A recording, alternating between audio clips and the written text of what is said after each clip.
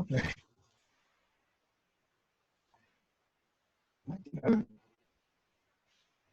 So, mind your posture. Just have a few moments to settle in, remember feet hip width apart. Parallel, slightly turned out. Waist a little bit forwards, dropping back, and then just beginning to move slowly, very deliberately, moving from the middle of your body.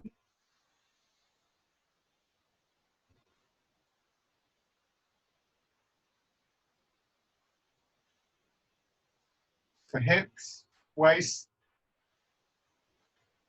What you want to try and do, and the way this is fairly advanced stuff, so if it doesn't work, don't worry. But you want to keep your legs still, so you don't want your knees to go. The feeling of your pelvis hanging down between your legs. And if it's possible, feel that as you turn, you can just do a little bit of movement as the pelvis itself moves, but the top of the leg, the top of the leg, the femur doesn't. So there's a sort of small movement then. It's only ever going to be a very small movement when you've got both your hip working. And from there, you can go a little move across your back, across the front of your body, gradually building up to your waist. So that whole area moving just a very small amount.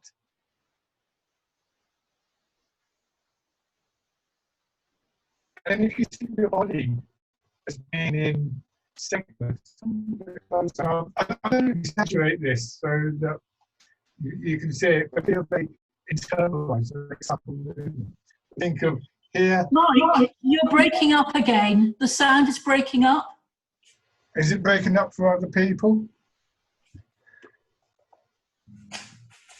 Are other people hearing? It's breaking up, but this is a problem with the internet connection. There's nothing that you can do about that.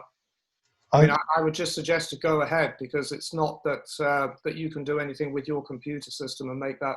Yeah. I mean, my feeling is, Mike, when you come towards your PC, you are clearer. Yes. When you go back, you break up. If you come forward, you're clearer. Okay, I'll try and stand a little bit closer. Yeah, better. So, as I turn here,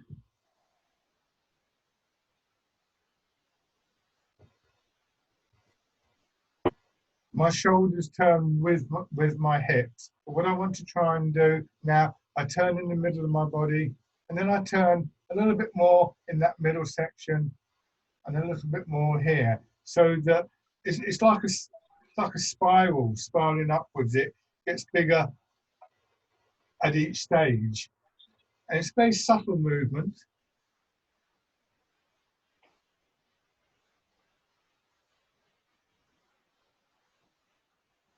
But the total build-up is when it gets down to your fingers, quite a big movement. But no one part of your body should actually be strained to do this. So for instance, what I don't want to do is put my shoulders around and not moving the lower part of my torso.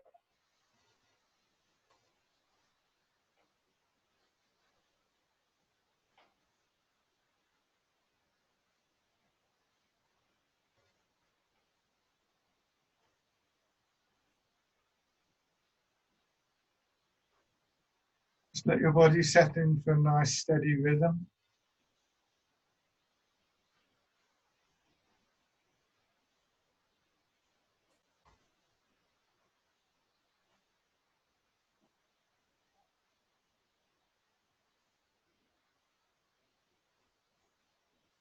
Start to imagine that you're in water, or some kind of resistance to the movement. Not so much that you have to strain, to tighten up, just enough so that moving requires a bit of what we would call in Tai Chi intent.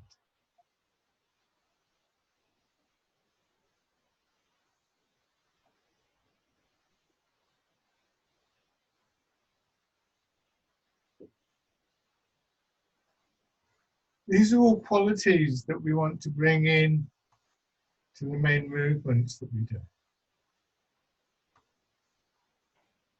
Going a little bit faster means that you can perhaps detect the changes a little bit easier. Once you become aware of the sort of changes you're looking for, you're more likely to spot them in the other exercise.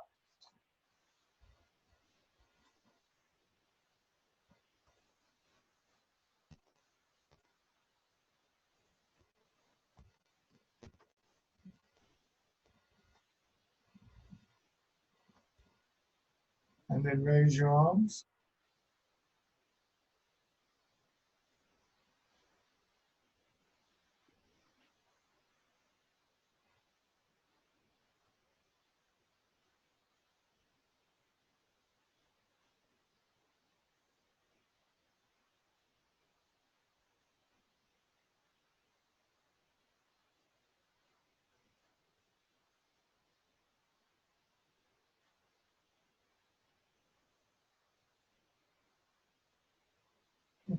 And let the hands drop.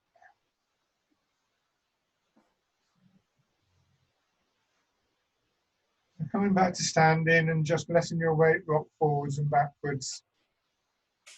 Feel the weight moving in your feet, and your range of movement will be something like from the front part of your heel through to the ball of each foot.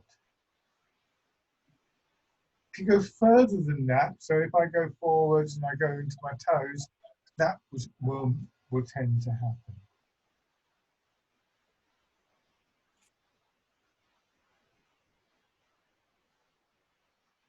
So again, it's quite a small movement, but if you just follow in your mind's eye up to your knees and then your hips and then your shoulders, you'll see that the degree of sway increases. So once again, from a very sort of small movement with relatively small amount of effort, the movement will build.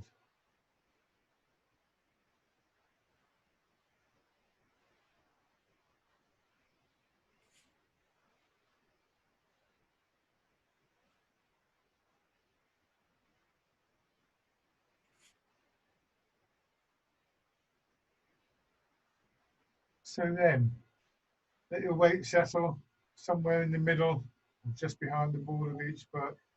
Sink down, and then pushing up, and in the same way as we've just looked at sort of building movements from small movements and adding extra movements, building them into bigger movements. So that's a relatively small amount of effort in your feet, just a gentle push down, expands up through the body, builds like a wave through your body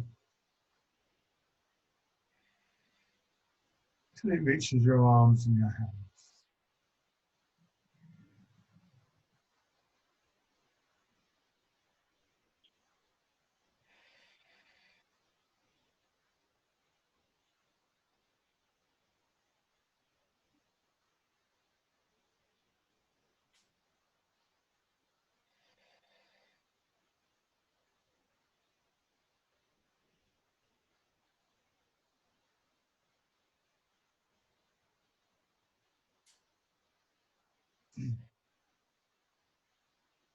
And then change into the wild goose. And we can feel that build up again. Because this time, as the arms go out to our sides, a little bit more of expansion in the air of the solar plexus, lower part of the rib cage.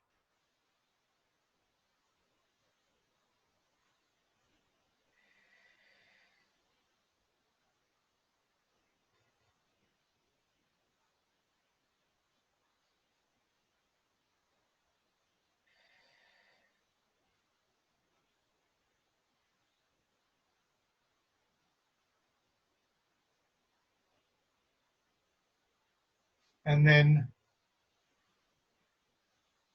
building again, moving up the body with parting the clouds.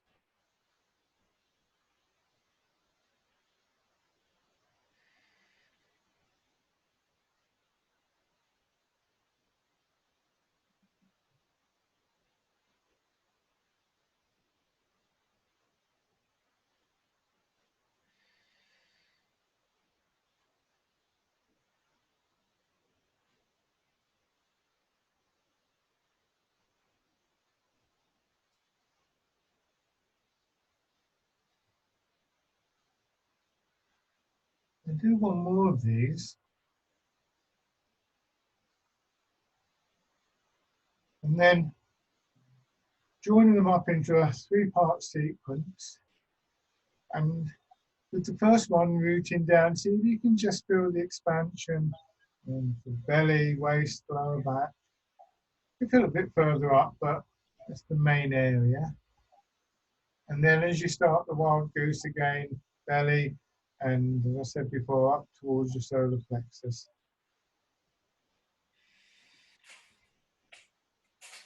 And then into parting the clouds, belly, solar plexus, and up towards the upper part of your chest, shoulders and arms. And then back. A bit like when you watch waves that are on the beach, the tide's coming in, the waves gradually creep up the shore.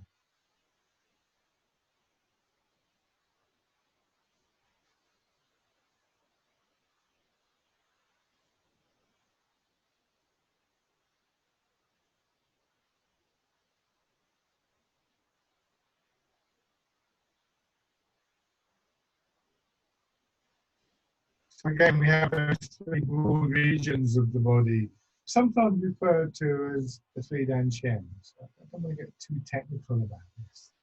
Just feel the response in your own body.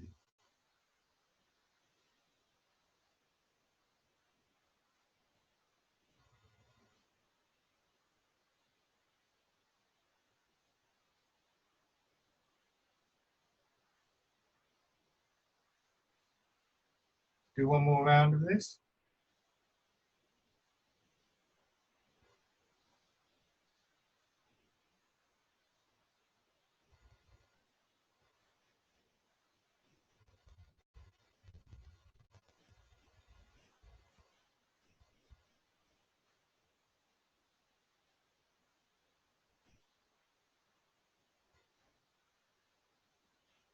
And just try and hold that awareness of those 3 regions, that wave-like build up through the body as you go into the exercises. So dragon plucks the stars from the sky.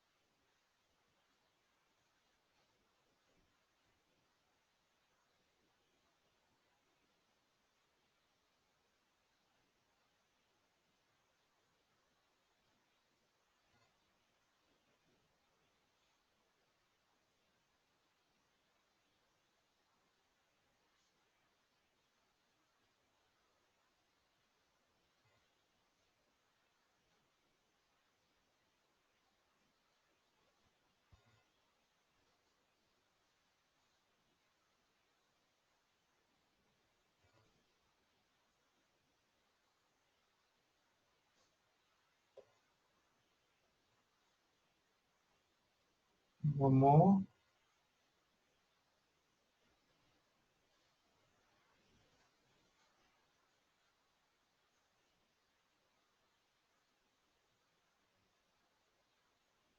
And change, pushing in 4 directions.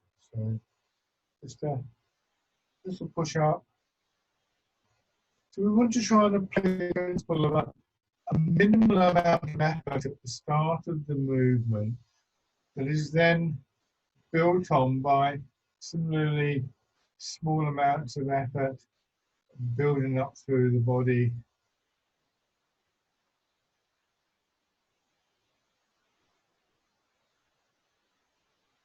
No one part of the body straining beyond its capacity, although it will always be the case that your legs are working harder than the rest of the body, which is supporting your weight.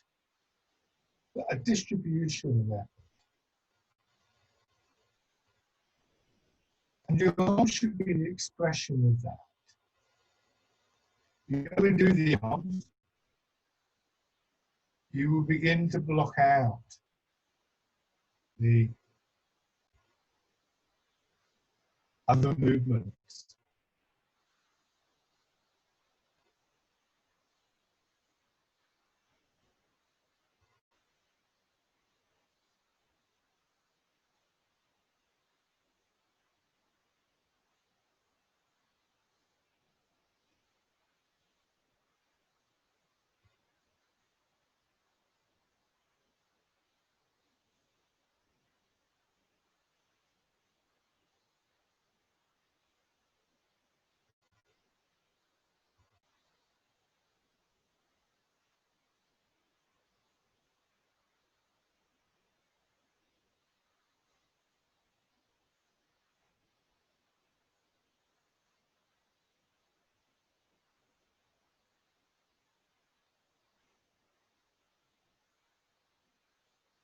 Do one more round of this.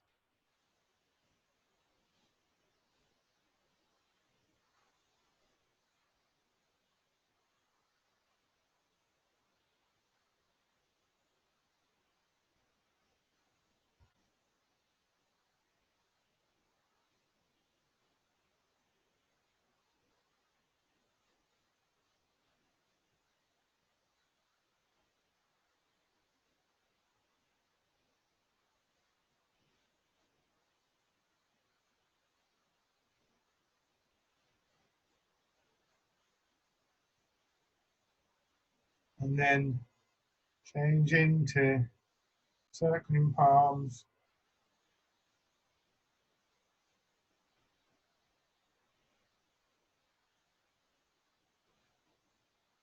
So again, you can focus on one side of the body and feel the expansion of the hip, your solar plexus, movement, pushing your arm out. Like when you blow into a balloon and it fills up gradually.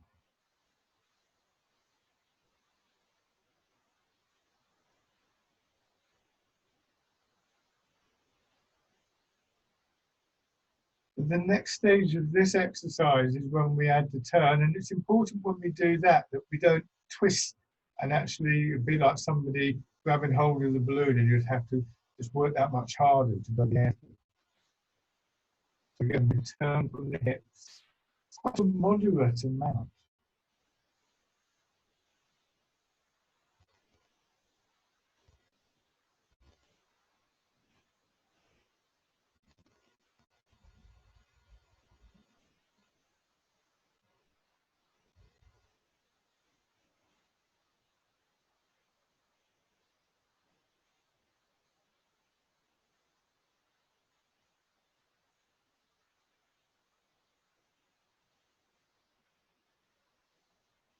Now switch sides.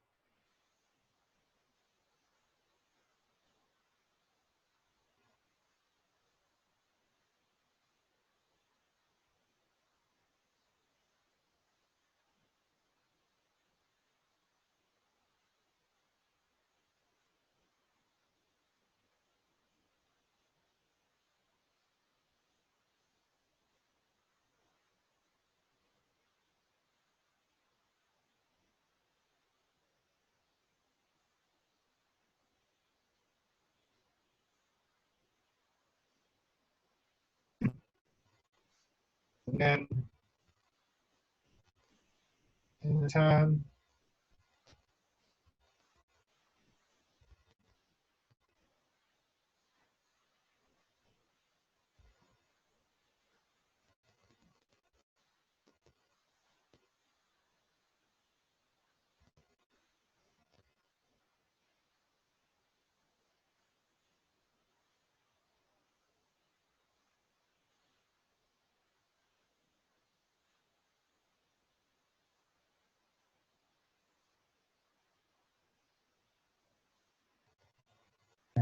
Both middle of the leg.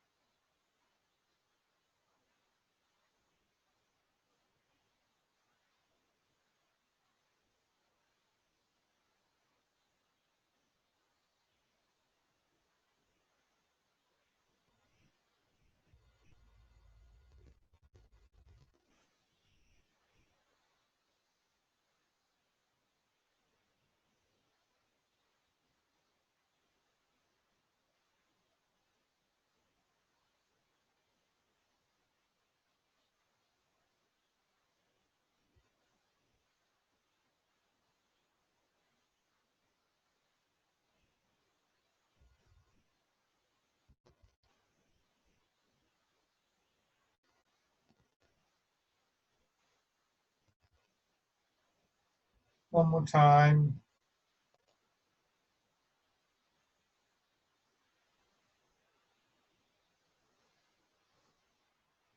And come back and stand.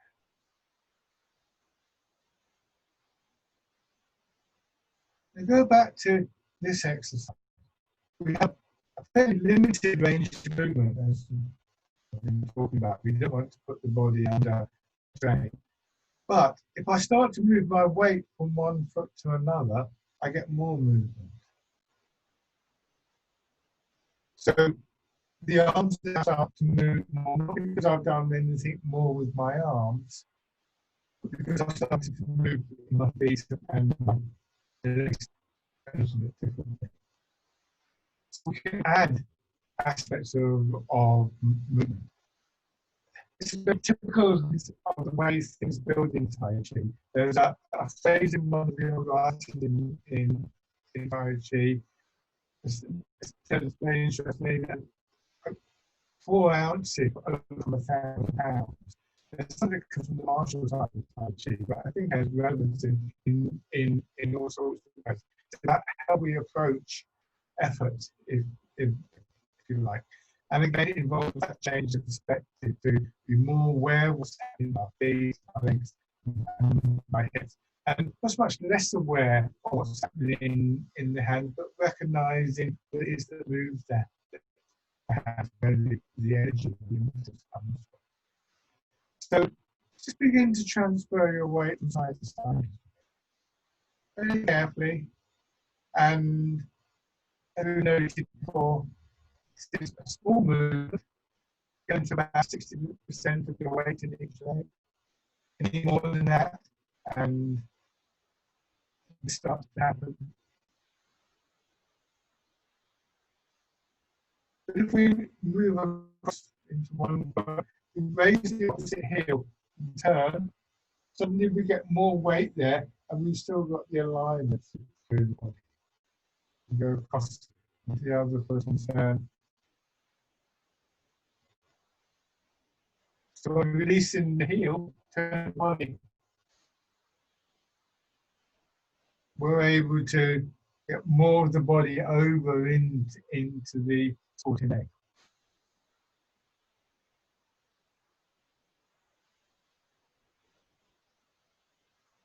Your hands in front of you. Sometimes when we do this in Tai Chi, we will let the feet move. Sometimes we won't, and so when we don't let the feet move, we put a lot more emphasis on areas like our hips. But in the end, any movement should be involved in the whole of our body. Then going into the ball in front of the shoulder, just pushing up from the ground and down to the center. Feel the push from the opposite foot.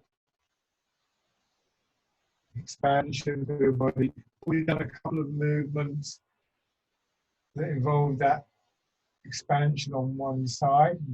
Dragon plucks the stars from the sky and circling palms.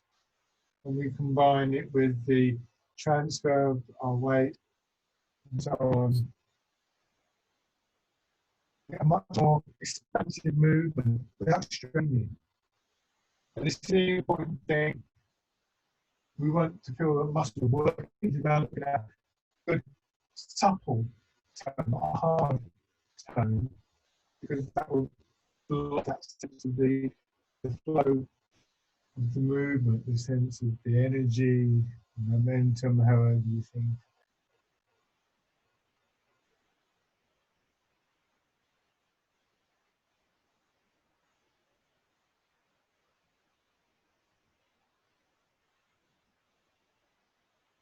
Another way I've described that in the past is that we have this sense of a space in our body. We don't want to constrict that space.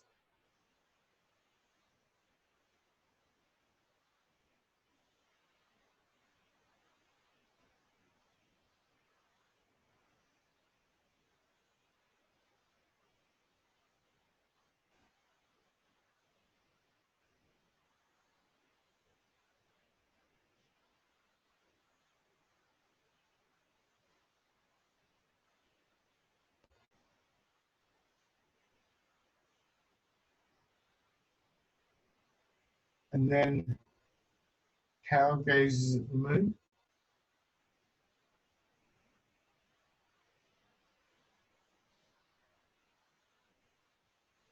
Here, another factor we can bring in is that sense of releasing through our hips, our lower back.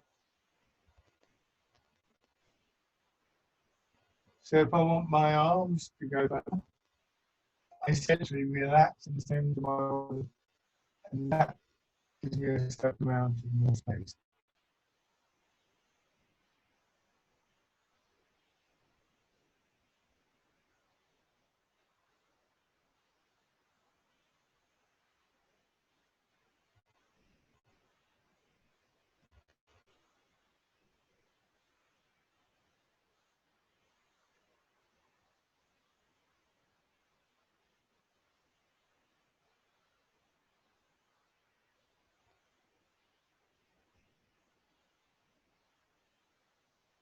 One more time on each side.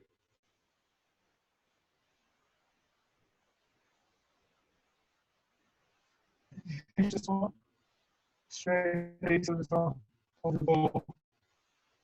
Try not to let your weight move with this, and again you'll find an emphasis on the middle part of your body, your hips. Your lower back is quite strong like the lower back.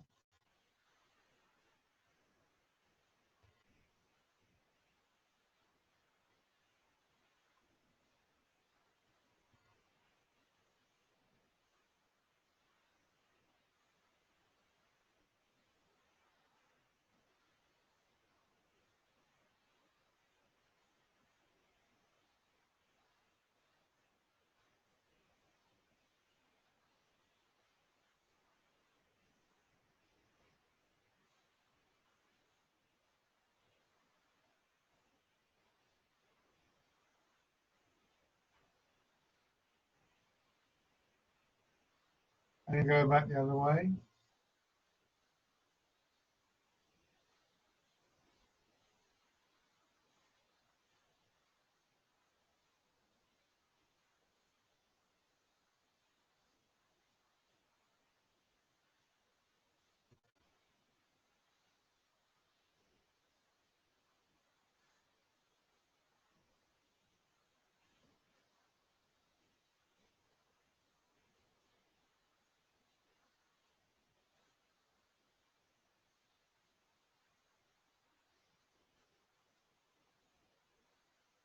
And then turn it into the horizontal circle. This sort of is sometimes called polishing the table. Let the hips sink back so you can extend out and on the side. You see, it's quite simple to rowing a boat.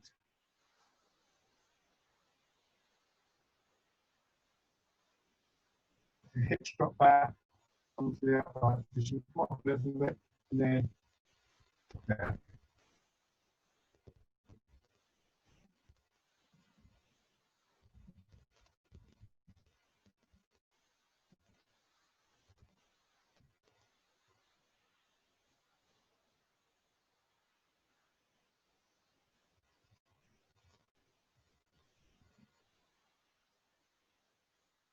Go back in the direction.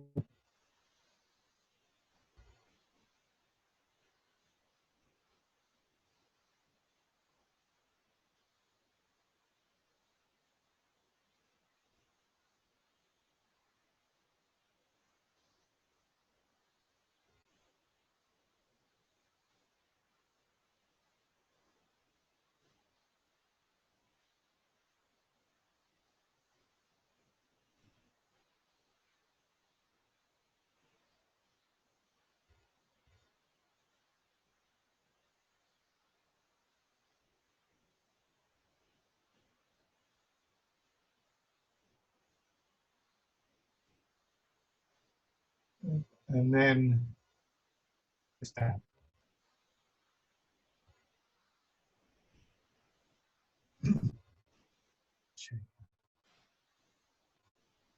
So touching sometimes is described as an effortless art, which of course it isn't. Nothing is effortless in that sense. Partly, I think, a misunderstanding, mistranslation in a way of some of the terminology associated with Tai Chi, but also in others because I think people just don't appreciate the amount of effort that goes in, because the effort goes into somewhere else. And we tend to see the arms and that follow, but what we're trying to do is take it back further, deeper into the body. And so that's a mindless thing as much as it's to do with awareness. What is true is that it's not an effort that strains the body. The strength, the power, the energy in Tai Chi comes from the use of the whole body and mind rather than just individual parts of it. So it's very much a holistic art in that sense. We're not trying to build this muscle group or that muscle group specifically, but rather respond to the whole body. And forwards. Transferring the weight. That has a knock-on effect on the way we feel about movement. It has a knock-on effect on our minds. I sort of collect a gathering together around this idea and this concept of like quietness, stillness. We often say, our mind was wandering. I feel all over the place, whatever. When we start to think about how the movement feels physically through the body, we inevitably get more of a sense of the whole body. And so our attention is occupied more by one thing than it is by multiple different. Or at least our attention has that one thing to come back to.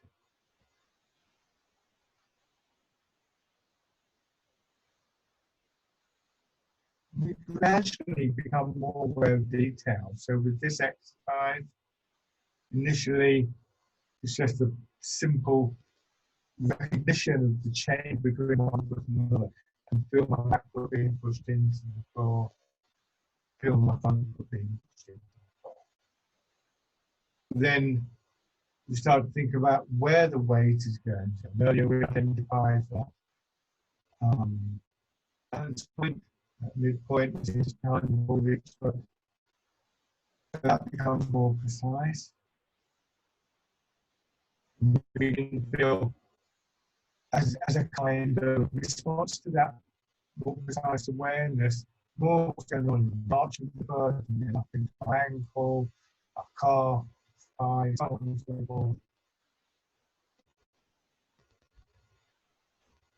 So we become aware of these very small changes. We don't have to produce them, because someone is very good at making them happen.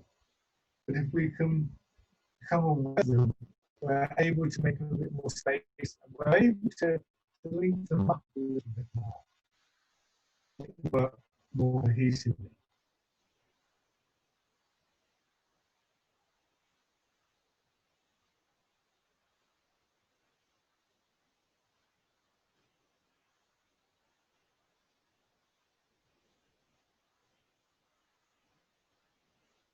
And then raising your toes and your heel.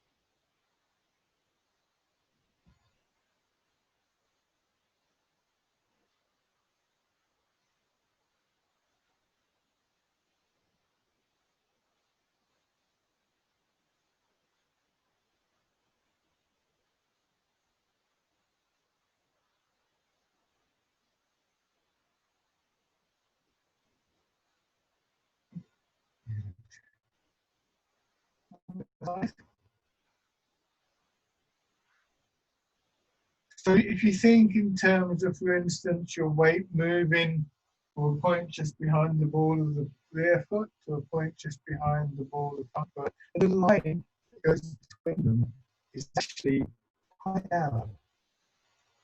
So you want to really think about the line and be very precise in that movement. If I'm halfway across and I sort of veer off that line, I start. The truth is, of course, it's like riding a bike. You never ride in a completely straight line. You always move around a little bit. If you have a sense of where you're going, your body follows that awareness and is capable of making the adjustment. So this is a really interesting exercise, and it really works. The whole mechanism of stability and movement of the body, especially around again that lower area, the middle and the lower down chair, both things that it's pelvis, the pelvic floor. It's quite interesting to try this exercise on an uneven piece of ground as well, because that will obviously make a difference. It's useful. It's quite a thing. Just raise your toes. You try and stay on an uneven normal or something like that. Just having the body is adapting to that. Try to make something happen. Rather, giving the body time and space to employ mechanisms that are there within the body.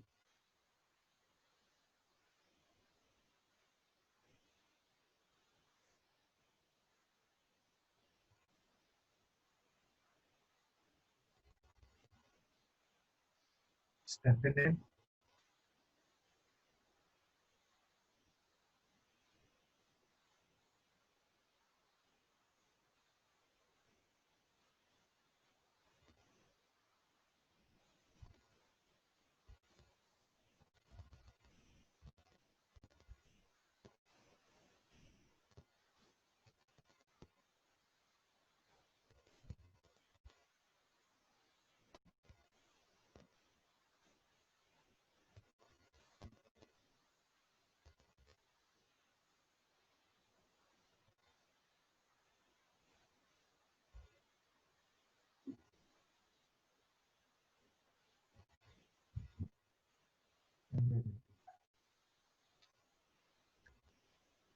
Remember that with everything that we do in Tai Chi, the way to think about developing anything is that we cultivate it.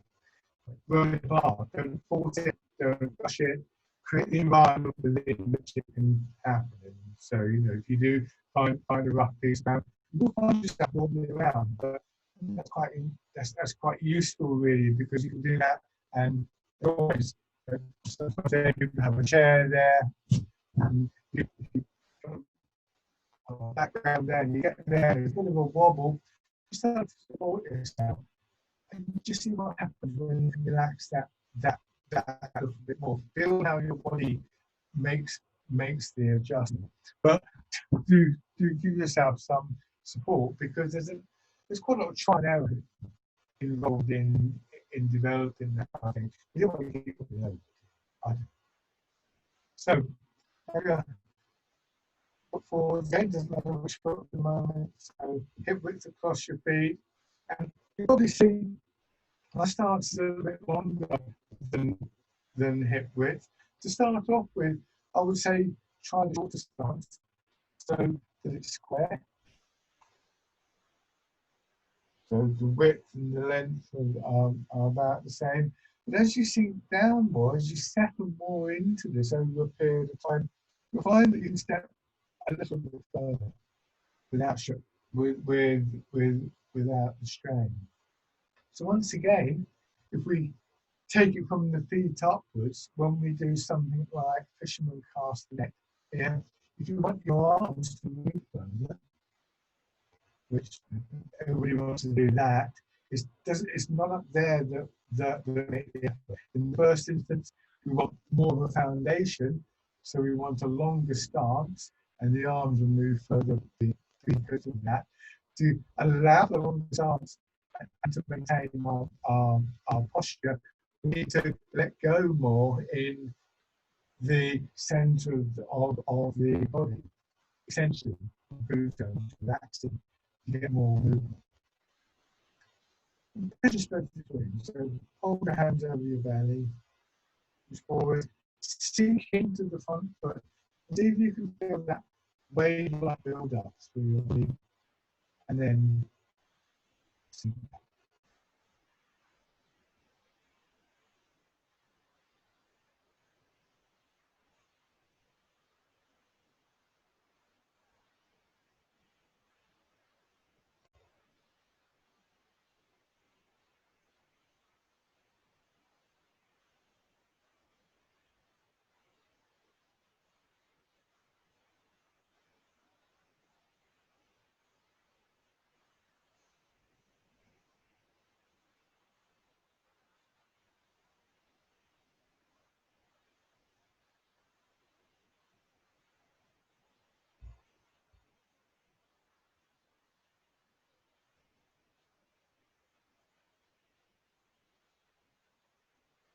One more time.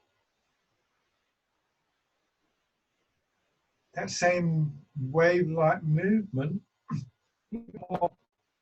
horizontal. Bring the arms forward, pushing past the neck.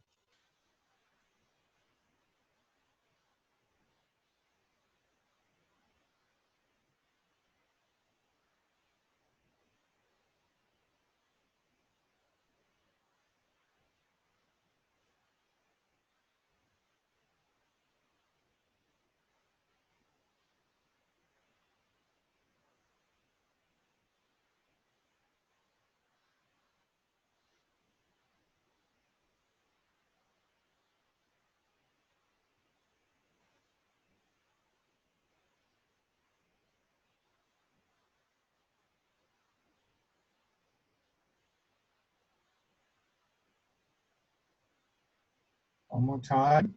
This movement, pushing wave feels stronger. We're straining because we're just drawing in a little bit more. That wave being pushed through a gap between the two bars and come out the other side.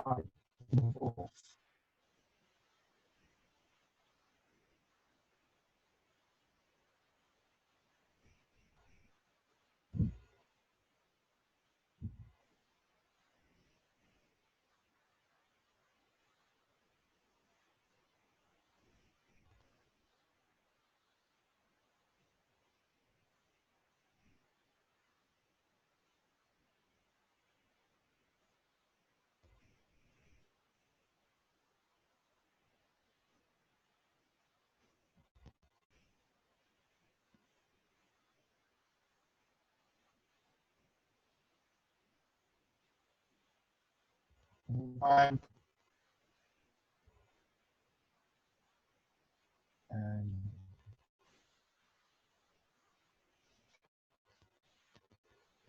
the other side. Pigeon spreads its wings. Expanding in the front of the body as you go forwards, contracting as you go back. But as you contract the front of your body, it's very gentle expansion in the back, and then that reverses as you go forwards.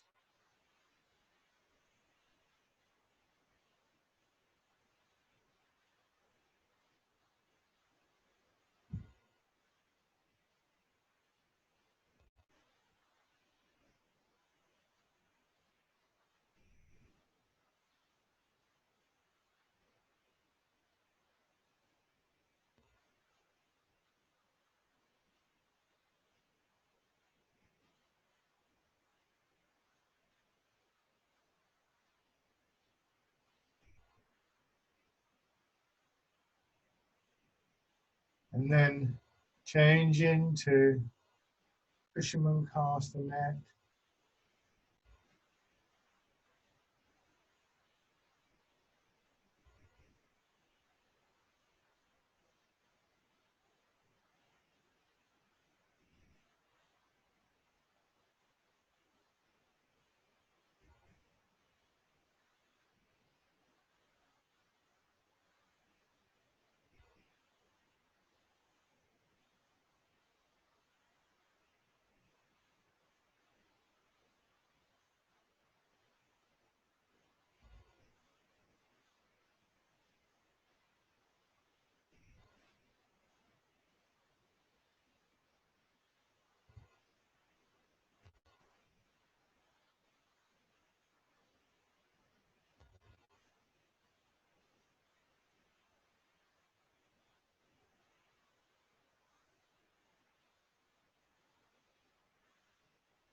And then pushing away, pushing mode, return to name.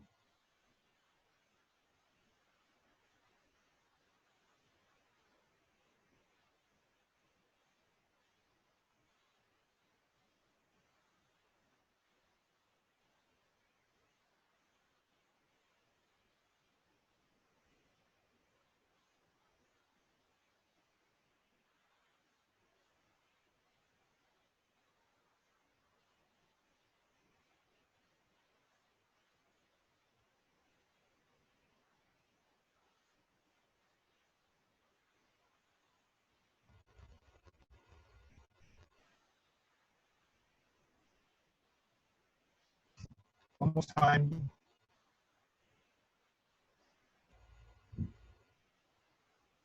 We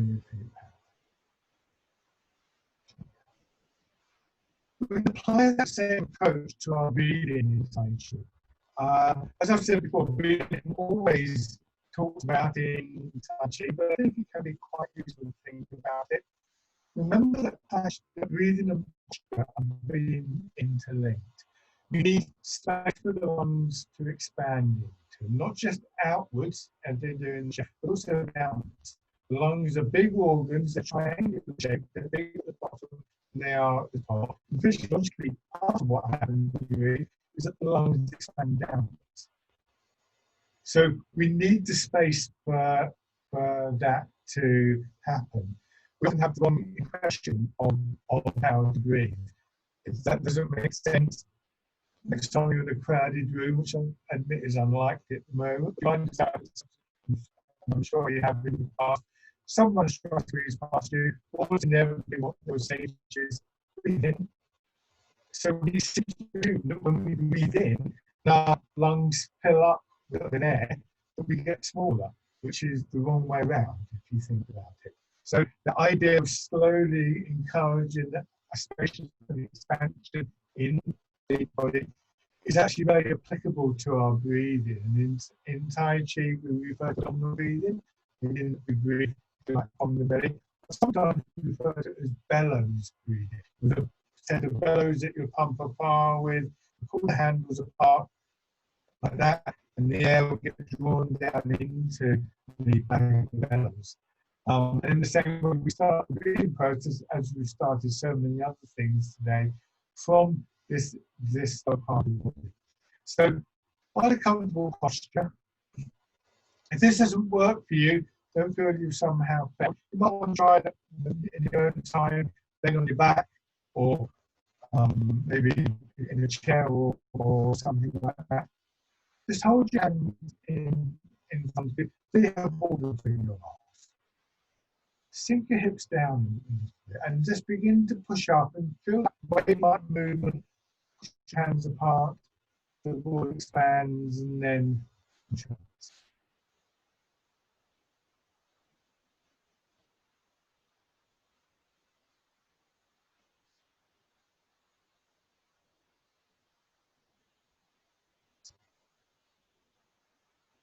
Don't move your arms too much.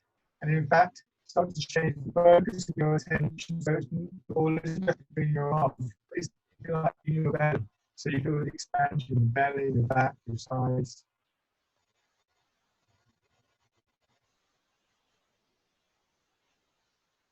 And again, like the wave, gradually building up into your solar plexus.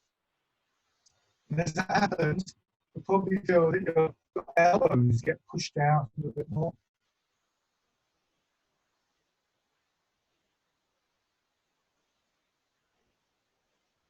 And then doing the expansion, building up right up into your upper chest.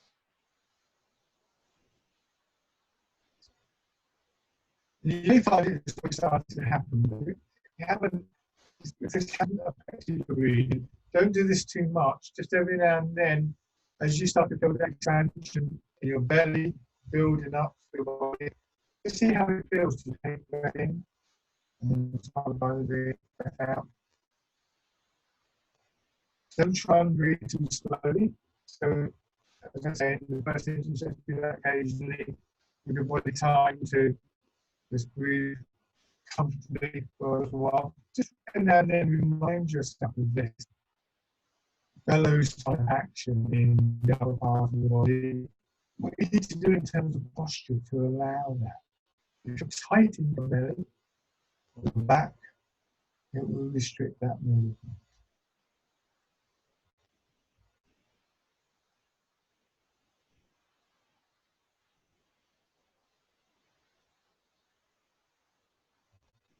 One more time.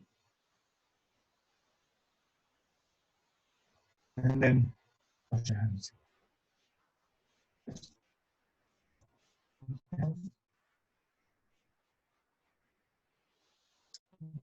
Tapping over your face.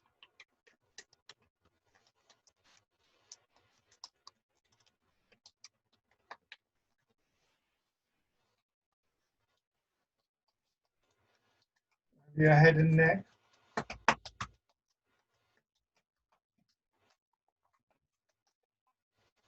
Down towards the shoulder.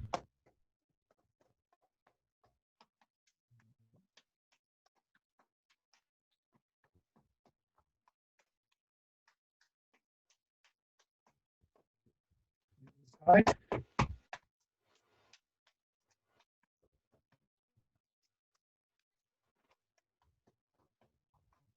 Your back.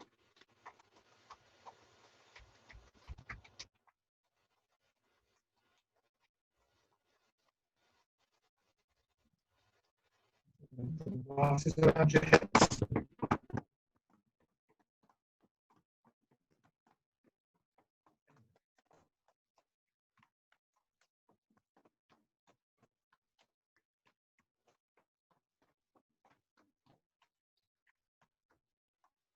And yeah.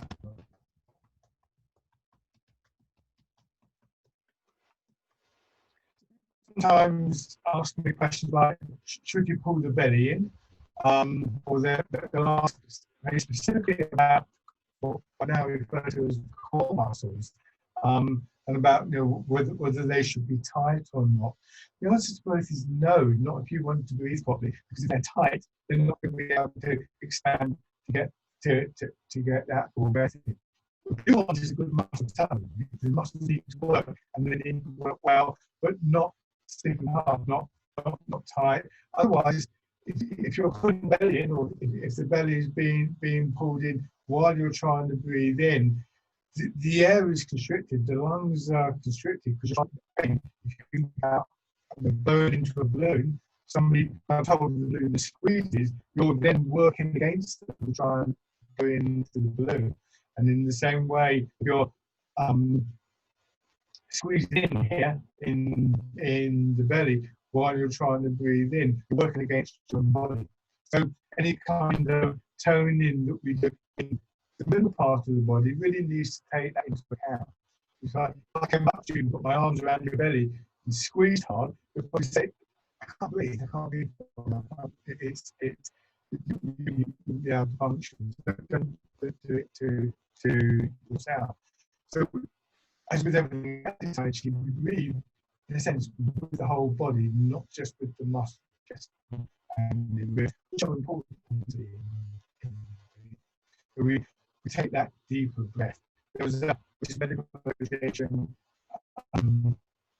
report once said that we actually use less than 60% of our lungs in normal breathing. So there's a massive potential for increasing the capacity of our lungs without straining. It's never going to be 100% in any one way, but we can certainly. So most time it returns to mountains, just thinking perhaps with that sense of the wave building up in the first stage, but then beginning to drain away, drawing you back down into the ground and into your own self.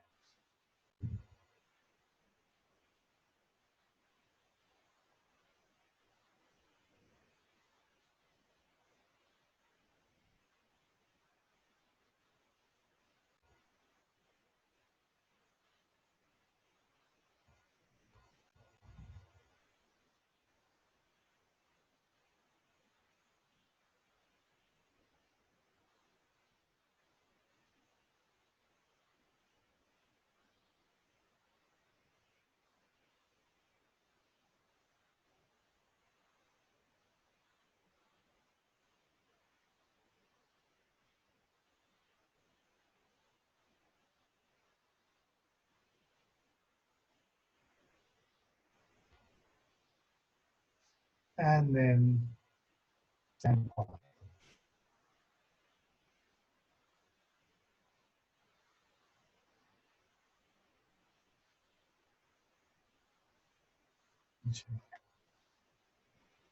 Lovely, thank you very much, everybody. Does anybody have any questions?